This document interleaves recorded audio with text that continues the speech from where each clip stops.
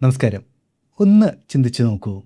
തീരെ താല്പര്യമില്ലാത്ത അല്ലെങ്കിൽ കടുത്ത നെഗറ്റീവ് എനർജിയുള്ള ഒരാൾക്ക് നിങ്ങൾ ഒന്ന് ഷേക്ക് ഹാൻഡ് കൊടുക്കുമോ? അങ്ങനെ കൊടുത്തു എന്ന് സങ്കല്പിക്കുക. നിങ്ങൾക്കുണ്ടാകുന്ന ആ ഒരു അസ്വസ്ഥത മാറ്റാൻ വീട്ടിൽ പോയിട്ട് അല്പം ഉപ്പുവെള്ളത്തിൽ കൈ കഴുകിയാലോ അല്ലെങ്കിൽ ഒന്ന് കുളിച്ചാലോ ഒക്കെ മതിയായിരിക്കും, അല്ലേ? പക്ഷേ വളരെ ആഴത്തിലുള്ള ഒരു ശാരീരിക ബന്ധത്തിലൂടെയോ അല്ലെങ്കിൽ വൈകാരികമായിട്ടുള്ള അടുപ്പത്തിലൂടെയൊക്കെ ഒരാളിൽ നിന്ന് നിങ്ങൾക്ക് ലഭിക്കുന്ന ഒരു നെഗറ്റീവ് എനർജി അത് അത്ര പെട്ടെന്ന് ഇല്ലാതാകുമോ? പുരാതന ഭാരതീയ ശാസ്ത്രവും ആത്മീയതയും എല്ലാം പറയുന്നത് ശാരീരിക ബന്ധം എന്നുള്ളത് കേവലം രണ്ട് ശരീരങ്ങൾ തമ്മിലുള്ള ഒരു പ്രക്രിയ അല്ല എന്നുള്ളതാണ്. മറിച്ച് രണ്ട് വ്യക്തികൾ തമ്മിലുള്ള അതിശക്തമായ ഒരു ഊർജ കൈമാറ്റം എന്നുള്ളതാണ് അവിടെ വളരെ കൃത്യമായിട്ട് തന്നെ പറയുന്നത്. ഇതിനെ നമുക്ക് സോൾ ടൈസ് അല്ലെങ്കിൽ ആത്മീയ ബന്ധനം എന്ന് വിളിക്കാം. തെറ്റായിട്ടുള്ള അല്ലെങ്കിൽ നമുക്ക് ഉചിതമല്ലാത്ത ഒരാളോടൊപ്പമുള്ള നിമിഷങ്ങൾ നിങ്ങളുടെ നാഡീവ്യൂഹത്തെയും അതുപോലെ തന്നെ ഉപബോധ മനസ്സിനെയും കർമ്മങ്ങളെയും എല്ലാം എത്രമാത്രം ബാധിക്കും എന്ന് നിങ്ങൾക്കറിയാമോ? മനുഷ്യബന്ധങ്ങളിലെ ഈ അദൃശ്യമായിട്ടുള്ള ഊർജ കൈമാറ്റത്തിന് പിന്നിൽ ആത്മീയതയും മനഃശാസ്ത്രവുമെല്ലാം നമുക്ക് ഒന്ന് പരിശോധിച്ച് നോക്കിയാലോ? നമ്മുടെ ശരീരത്തിൽ പ്രധാനമായിട്ടും 7 ഊർജ കേന്ദ്രങ്ങളാണ് അഥവാ ചക്രങ്ങളാണ് ഉള്ളത്.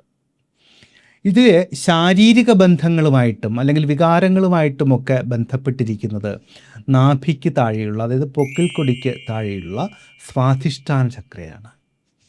നമ്മൾ ഒരാളുമായിട്ട് ഏറ്റവും അടുത്ത് ഇടപഴകുന്ന സമയത്ത് രണ്ടുപേരുടെയും ഈ ഊർജ കേന്ദ്രങ്ങൾ തമ്മിൽ അദൃശ്യമായിട്ടുള്ള ഒരു പാലം നിർമ്മിക്കപ്പെടും. അവിടെ വെച്ച് നിങ്ങളുടെ പങ്കാളിയുടെ ഏറ്റവും ആഴത്തിലുള്ള ഭയങ്ങളും ദുഃഖങ്ങളും കർമ്മങ്ങളുമൊക്കെ യാതൊരു വിധത്തിലുമുള്ള തടസ്സങ്ങളുമില്ലാതെ തന്നെ നിങ്ങളിലേക്ക് ഒഴുകാൻ തുടങ്ങും. അവരുടെ ആന്തരികമായിട്ടുള്ള ആ ടോക്സിസിറ്റി അത് നിങ്ങളുടെ ഊർജ്ജവലയത്തെ അഥവാ ആറയെ മലിനപ്പെടുത്തും. ഇതിനെ ശാസ്ത്രവും ശരിക്കും അംഗീകരിക്കുന്നുണ്ട്.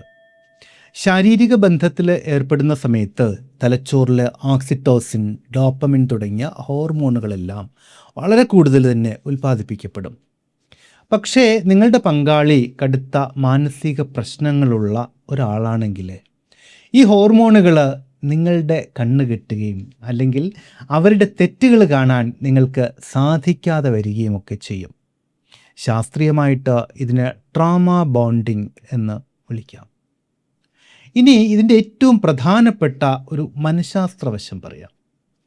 നമ്മളൊരു വ്യക്തിയുമായിട്ട് ഏറ്റവും അടുത്ത് ഇടപഴകുന്ന ആ ചില നിമിഷങ്ങളിൽ നമ്മുടെ തലച്ചോറിൻ്റെ പ്രവർത്തന തരംഗങ്ങൾ ബീറ്റ സ്റ്റേറ്റിൽ നിന്ന് മെല്ലെ ആൽഫ സ്റ്റേറ്റിലേക്ക് അല്ലെങ്കിൽ തേറ്റ സ്റ്റേറ്റിലേക്ക് മാറും. ഹിപ്നോതെറാപ്പിയിൽ ഉപയോഗപ്പെടുത്തുന്നതും ഏകദേശം ഇതേ അവസ്ഥയൊക്കെ തന്നെയാണ്.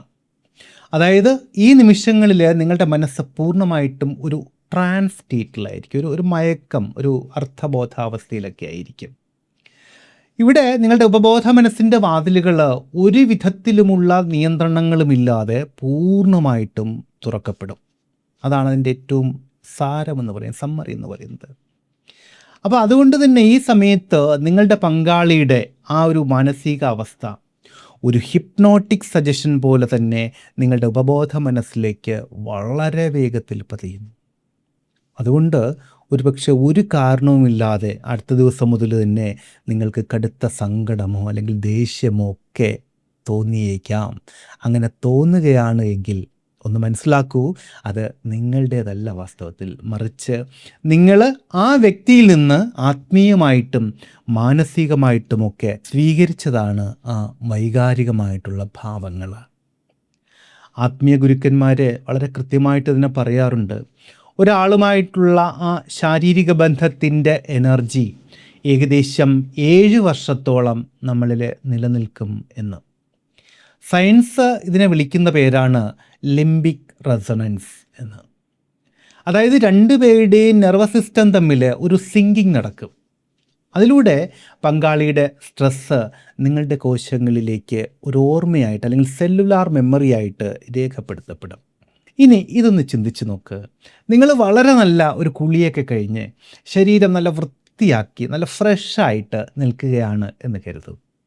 അപ്പോൾ ആ സമയത്ത് ദിവസങ്ങളോളം അലക്കാതെ വെച്ചിരിക്കുന്ന അല്ലെങ്കിൽ വിയർപ്പ് നാറ്റമുള്ള അഴുക്ക് പുരണ്ട ഒരു വസ്ത്രം എടുത്ത് ധരിക്കാൻ നിങ്ങൾ തയ്യാറാവുമോ? ഒരിക്കലും ഇല്ലല്ലോ, അല്ലേ?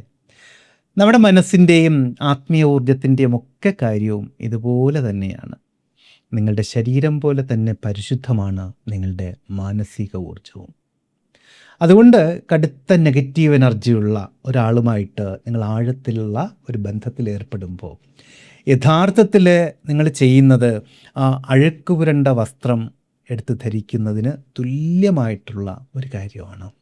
അവരുടെ ഉള്ളിലെ ആ ടോക്സിസിറ്റി ഒരഴുക്ക് പോലെ നിങ്ങളുടെ ഓറയിലേക്ക് പറ്റിപ്പിടിക്കും. സ്വയം ഉയർന്ന മൂല്യമുണ്ട് എന്ന് വിശ്വസിക്കുന്ന ഒരാൾ അയാളുടെ ആത്മീയ ഊർജവും ശരീരവും അയാൾക്കൊട്ടും യോജിക്കാത്ത ഒരാളുമായിട്ട് പങ്കുവയ്ക്കാൻ ഒരിക്കലും തയ്യാറാവില്ല. കാരണം പുറമേയുള്ള അഴുക്കെല്ലാം നമ്മൾ ഉപ്പുവെള്ളത്തിലൊക്കെ കുളിച്ചാൽ ഒരുപക്ഷെ മാറിയേക്കാം. പക്ഷേ വൈകാരികവും ആത്മീയവുമായിട്ടുള്ള അഴുക്കുണ്ടല്ലോ, നിങ്ങളുടെ ഉപബോധ മനസ്സിൽ അത് പറ്റിപ്പിടിച്ചു കഴിഞ്ഞാൽ അത് കഴുകിക്കളയാൻ മാസങ്ങളുടെയോ ചിലപ്പോൾ വർഷങ്ങളുടെയോ ഒക്കെ പ്രയത്നം വേണ്ടിവരും. അപ്പോൾ ഇതിൽ നിന്ന് എന്താണൊരു മോചനം? ഒരുപക്ഷെ അങ്ങനെ സംഭവിച്ചു പോയിട്ടുണ്ട് എങ്കിൽ, ഇനി സംഭവിക്കാതെ നോക്കിക്കൊള്ളുക, ഒരുപക്ഷെ ഇതിനോടകം അങ്ങനെ സംഭവിച്ചു പോയിട്ടുണ്ടെങ്കിൽ എന്താണ് അതിൽ നിന്നുള്ള ഒരു മോചനം? പഴയകാലത്തിലുള്ള ഈ വിധത്തിലെ ബന്ധങ്ങളിൽ നിന്നൊക്കെ നിങ്ങളുടെ ഉള്ളിൽ കടന്നുകൂടിയ ആത്മീയ ബന്ധനങ്ങളും അല്ലെങ്കിൽ സോൾ ടൈസ്, നെഗറ്റീവ് പാറ്റേണുകളൊക്കെ മാറ്റാൻ നിങ്ങളുടെ ഉപബോധ മനസ്സിനെ റീപ്രോഗ്രാം ചെയ്യേണ്ടതുണ്ട്. ആദ്യമായിട്ട് നിങ്ങളുടെ ഊർജം ആർക്കൊക്കെയാണ് നിങ്ങൾ നൽകുന്നത്, നിങ്ങൾ കൊടുക്കുന്നത്, നിങ്ങൾ ആരൊക്കെ ആയിട്ടാണ് പങ്കുവയ്ക്കുന്നത് എന്നുള്ളതിൽ വ്യക്തമായിട്ടുള്ള പരിധികൾ, വ്യക്തമായിട്ടുള്ള അതിർവരമ്പുകൾ വയ്ക്കണം. നമ്മുടെ സ്വന്തം ശരീരത്തെയും മനസ്സിനെയും എല്ലാം വളരെ പരിശുദ്ധമായിട്ടുള്ള ഒരു ദേവാലയം പോലെ തന്നെ പരിപാലിക്കേണ്ടതുണ്ട്. എവിടെയെല്ലാം നോ പറയണമോ അവിടെയെല്ലാം അത് കൃത്യമായിട്ട് പറയാൻ പഠിക്കേണ്ടതുണ്ട്. കേവലം ശാരീരികമായിട്ടുള്ള ഒരു സുഖത്തിന്, നൈമിഷികമായിട്ടുള്ള ആനന്ദത്തിന് വേണ്ടി നമ്മുടെ മനസ്സമാധാനം, ശാരീരിക സൗഖ്യം ഇതെല്ലാം എന്നേക്കുമായിട്ട് പാഴാക്കി കളയണോ എന്നുകൂടി ഒന്ന് ഓർമ്മിക്കുക. രണ്ടാമതായിട്ട്, വർഷങ്ങൾ കഴിഞ്ഞിട്ടും പഴയ ബന്ധങ്ങളുടെ ഓർമ്മകൾ നിങ്ങളെ വേട്ടയാടുന്നുണ്ട് എങ്കിൽ ധ്യാനത്തിലൂടെയോ അല്ലെങ്കിൽ ഒരു പ്രൊഫഷണൽ തെറാപ്പിസ്റ്റിൻ്റെ സഹായത്തോടെയോ ഒക്കെ അത് മാറ്റിയെടുക്കാൻ ഒന്ന് ശ്രമിക്കണം. ഓർക്കണം, ശാരീരികവും മാനസികവുമായിട്ടുള്ള അടുപ്പം എന്നുള്ളത് മനുഷ്യനെ ഏറ്റവും ഉയർന്ന ആത്മീയ തലങ്ങളിലേക്ക് നയിക്കാൻ പോലും കെൽപ്പുള്ള ഒന്നാണ് എന്ന്. പക്ഷേ അത് തെറ്റായിട്ടുള്ള, അതായത് നമുക്ക് ഉചിതമല്ലാത്ത ഒരു വ്യക്തിയോടൊപ്പമാണ് എങ്കിൽ അത് നിങ്ങളുടെ ആത്മാവിനെയും മാനസിക ആരോഗ്യത്തെയും വൈകാരിക സ്വസ്ഥതയുമെല്ലാം പൂർണ്ണമായിട്ടും തകർത്ത് കളഞ്ഞേക്കും. അതുകൊണ്ട് തന്നെ നിങ്ങളുടെ പങ്കാളിയെ വളരെ ശ്രദ്ധയോടെ മാത്രം തിരഞ്ഞെടുക്കണം. ഈ വിഷയത്തെക്കുറിച്ചുള്ള നിങ്ങളുടെ അനുഭവങ്ങൾ, നിങ്ങളുടെ അഭിപ്രായങ്ങൾ ഒക്കെ ചുവട്ടിലെ കമൻറ്റ് ബോക്സിൽ ഒന്ന് തീർച്ചയായിട്ടും പങ്കുവയ്ക്കണം. ഈ അറിവ് നിങ്ങൾക്ക് പുതിയൊരു കാഴ്ചപ്പാട് തന്നുവെങ്കിൽ തീർച്ചയായും വീഡിയോ ഒന്ന് ലൈക്ക് ചെയ്യുക. ഉചിതമെന്ന് തോന്നുന്ന നിങ്ങളുടെ ആ സുഹൃത്തിന് ഈ വീഡിയോ ഒന്ന് ഷെയർ ചെയ്ത് കൊടുത്തേക്കുക.